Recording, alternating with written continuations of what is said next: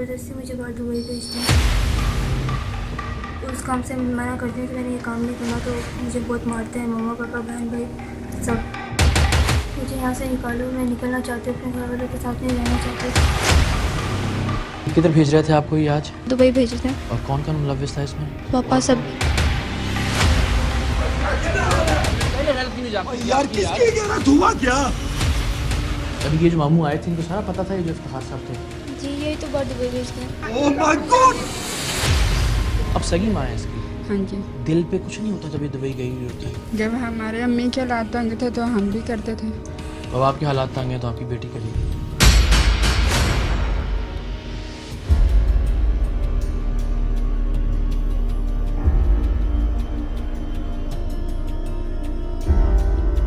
कशिश 14-15 साल की वो लड़की है जो अपनी माँ, अपने भाई, अपने बाप और अपने मामू के जबर की वजह से हर रोज अपना मासूम नन्हा सा जिस्म बेचने पर मजबूर की जाती है।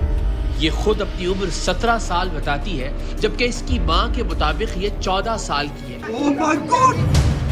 बच्ची के मामू ने किसी 2 नंबरी से कागजों में हेर फेर करके इसकी उम्र बढ़ाकर इसका शनाख्ती कार्ड और पासपोर्ट बनवा दिया था। सो पिछले 3 बरसों में इसे 4 से 5 बार जिस्म फरोशी के लिए दुबई भी भिजवाया जा चुका था।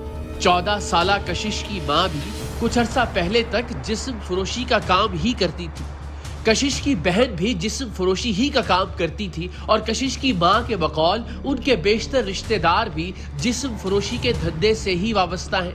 लेकिन अपने चारों जानिब इस मकरूह धंधे के होने के बावजूद खुदा ने न जाने कशिश के नन्हे से दिल में ये ख्याल कैसे डाल दिया कि उसे जिस्म के व्यापार के इस कारोबार से निकलना है।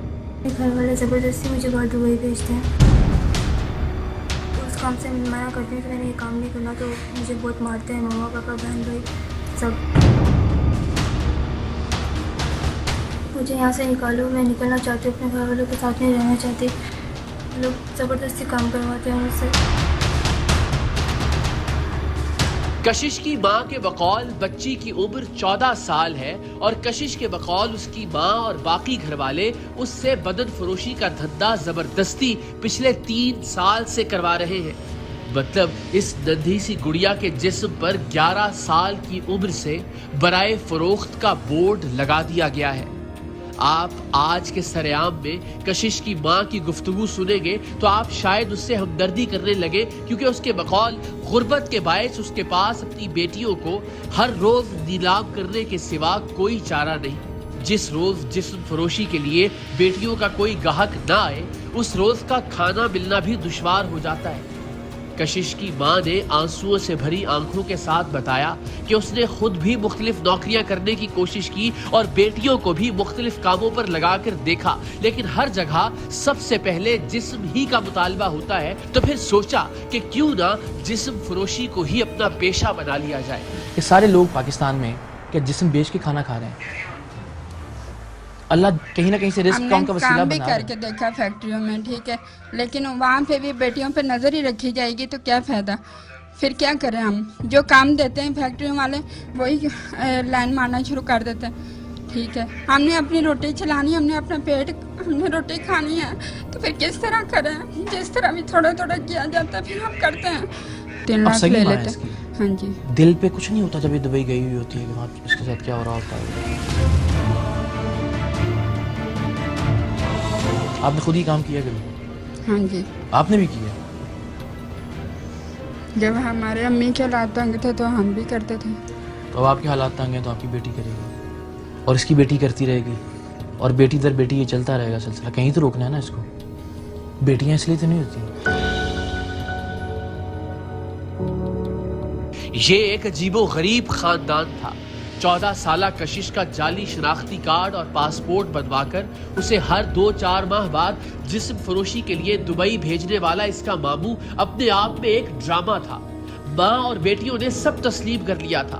टीम सरेआम के पास बतौर सबूत हर रिकॉर्डिंग मौजूद थी, लेकिन 14 साला कशिश का मामू इफ्तिखार खुद को पारसा साबित करने के लिए यूं चिल्ला रहा था जैसे मुजरिम ये नहीं, टीम सरेआम है जो एक मासूम और कम उम्र बच्ची की अपील पर उसे उसके अपने ही घर वालों के जुल्म से निजात दिलाने पहुंची थी।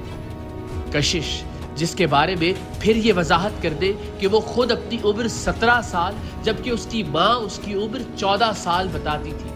کشش کو دیکھ کر اور اس کی گفتگو سے یہی اندازہ ہوتا تھا کہ وہ 14 برس کے لگ بھگ ہی ہوگی۔ اس بچی نے کچھ عرصہ پہلے ٹیم سریام سے رابطہ کیا اور بتایا کہ وہ اپنی مرضی کے خلاف جسم فروشی کی آگ میں جلائی جا رہی ہے اور وہ اس جہنم سے باہر نکلنا چاہتی ہے۔